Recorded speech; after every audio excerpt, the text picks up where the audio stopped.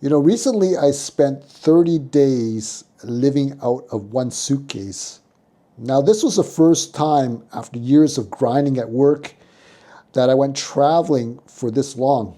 And I realized I didn't miss my life back home at all.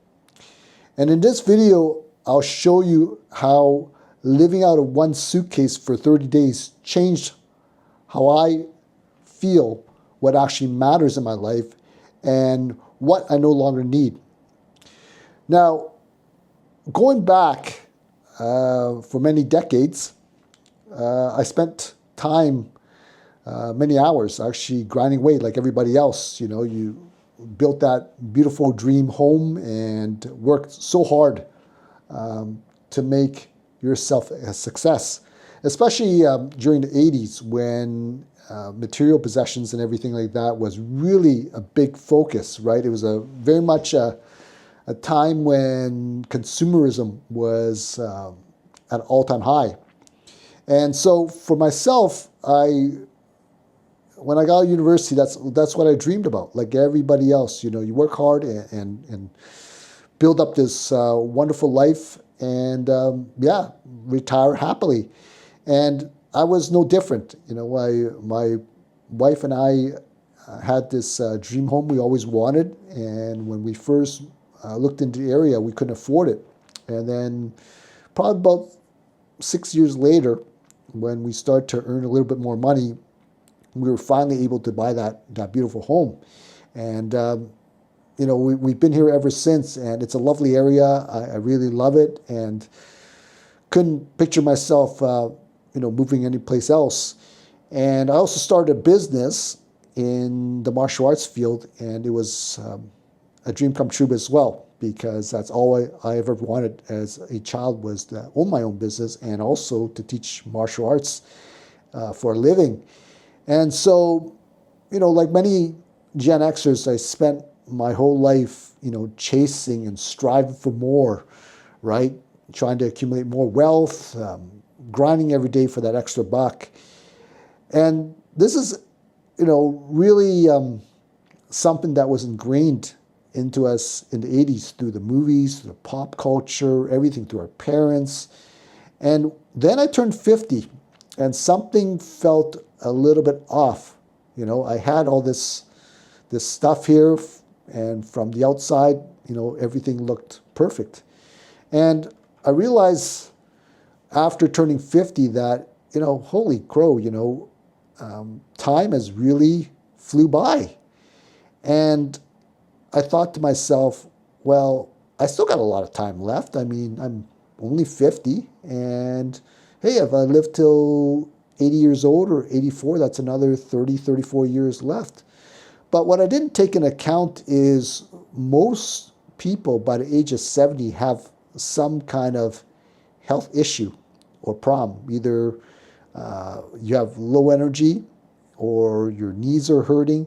So that dream of going on a trip where you walk long distances or hike up a mountain, they're basically over, right?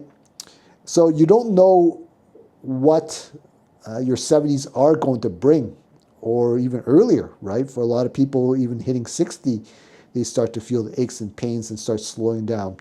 For example, my uncle, they worked really hard. They owned a restaurant, and when they finally sold it, they were so happy because they got to do what they want to do. They traveled for a few years, but now, he's just a little bit over 70, and, his health has declined.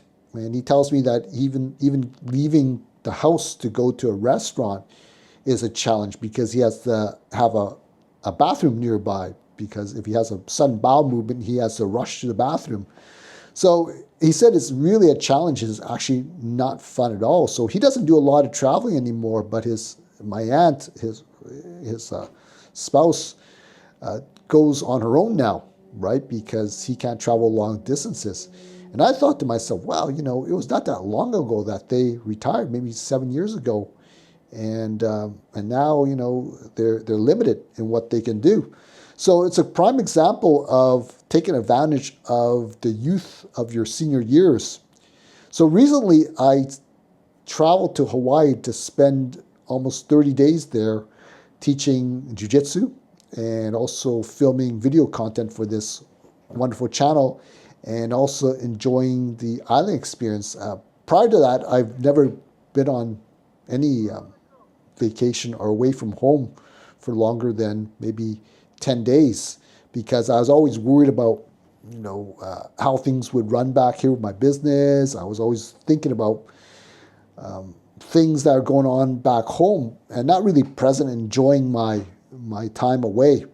And so I decided this time around that I was really going to test the island experience and really embrace what staying at a different destination would bring into my life, like what kind of experience, and really get to know the locals a little bit more.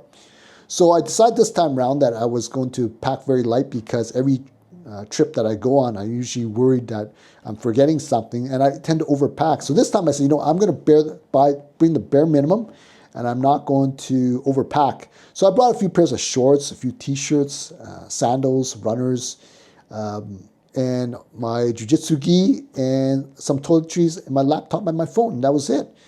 And I realized that I didn't need that much as I went along the trip, and that is what surprised me the most, is how little I needed on the trip. And when I got to the hotel room, you just felt at peace, right? Because everything was orderly, it was simple, it was not a lot of, very basic, right? Compared to what all the amenities that I had at home. So right away, you didn't feel any stress. I took a walk outside, and, I felt so relaxed because Hawaii is so laid back. And so when I realized how little I needed, I also realized that I didn't miss a lot of my stuff back home. And that was pretty cool because I thought, we cling on to all these material possessions thinking that, they're so important. And when I was away for that period, I didn't think about it at all. I didn't miss the comforts at home, none of that, because I was just so absorbed in the experience of the whole trip and meeting new people and just getting to know the locals. And I also didn't miss the status, right, of feeling important or anything like that, because there I was just me enjoying my time and my peace. And so I guess I could say I felt the ultimate freedom when I was over there for the first time in my life. No worries about my business. Everything was going well, and I didn't really touch base with my manager back here. And my mind was really at peace. And what I learned a lot also from the locals is I met this Uber driver, and he told me he had 8 kids, right? And I said to him, well, how do you afford all that? And he said, you know what, we make it work. We don't make a lot of money here in Hawaii. A lot of us work 2 jobs, but we're happy. And statistically, he told me that Hawaiians are the happiest state in the United States, despite being probably one of the most expensive states to live in. And so he said it was very hard, but everyone's still very happy. So I learned a lot from them, and Hawaiians don't seem very stressed. I didn't see any stress at all. Everyone was so friendly. They were laid back, and they were so patient. And it's hard not to learn how to slow down when you're over there. And I think when you spend a week or 2 over there, you don't get the feel of the whole thing. But when you're actually there for longer, you get to learn that, it's okay. It's okay to not rush and to just take your time and take everything in and just be present and live life, right? And that's one thing I really appreciate over there, that I said, I'm going to take that feeling back home. And when I go take walks now, I'm not going to feel urgency to get back because I have to get back to work, right? And so when I got back, I realized that maybe the life that I built over the years and what I thought was important, these you know, the material possessions and always trying to strive for more wealth, you know, we really don't need all that stuff, right? And, you know, the piles of stuff I accumulate over the years that I thought was important, you know, like my tournament medals, the expensive items that I bought that I hardly use, that are just sitting around collecting dust. It got me thinking that, you know what, I'm going to make a change when I got back home and to get rid of most of my stuff that has been weighing me down and cluttering my house. And I also noticed that I can't stop thinking about this trip, the wonderful experiences, the friendships I've made, and I'm still talking about to this day, you know, and still thinking about all the memories that happened when I was over there. And I say to myself every day, you know, hey Raz, you know what, that's really is it, you know, that, you know, it's not striving to have more material possessions in life, but to truly live by having strong relationships with people and awesome experiences. You know, that $100,000 luxury car that you bought and, you know, becomes an old car after a few years. And eventually it gets passed down to the next owner who pays much less for it, you know. So the fashionable clothes that you buy for top dollar, you know, becomes out of style in a year or two later. So what is the point, really, is what I'm saying. And so what is the point of all these status symbols? They mean nothing in the end. And, you know, the other day I was talking to on the message board, one of the commenters on here that follows us, and he was talking about how he's you know, was a championship runner, and he got rid of all his medals. He doesn't care anymore, right? And I totally agree with him, because, you know, when I won those medals on the international stage, it was everything to me, right, at that time. But now I can really care less. It was probably, when I look back at it, it's more the memories of travel and being with the team and sharing those experiences. That's what we always talk about, those experiences, the training leading up to it, and the post tournament celebration afterwards, where we go out to Vegas and go out to the buffet and eat all we want because we've been dieting and you know, trying to cut weight for the tournament. So that's what we talk about. We share those last many years later. We don't talk about any of the victories or any of the matches or anything like that. So the moral of the story is that all these status symbols mean nothing. And when we're on our deathbed, our memories are going to be about, you know, the wonderful memories we spent traveling, the friendships that we made, the awesome times that we all had together with family, friends, and relatives over our lifetime, and as well as the people who we have impacted in our life, the legacy that we will leave behind, right? So those are the things that are very important.